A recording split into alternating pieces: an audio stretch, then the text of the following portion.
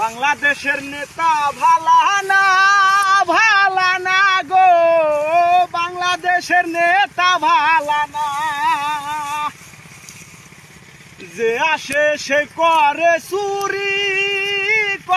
চুরি রে, বাড়ায় তার পেটের ঘুরি।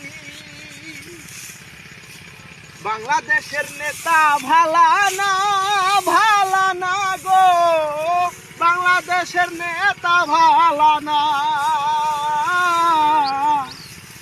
বাংলাদেশের নেতা ভালা না। যে আসে সে করে চুরি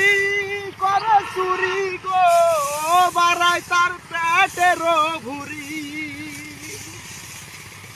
গানটা ভাই গাইতাম না, মনের দুঃখে গাচ্ছি।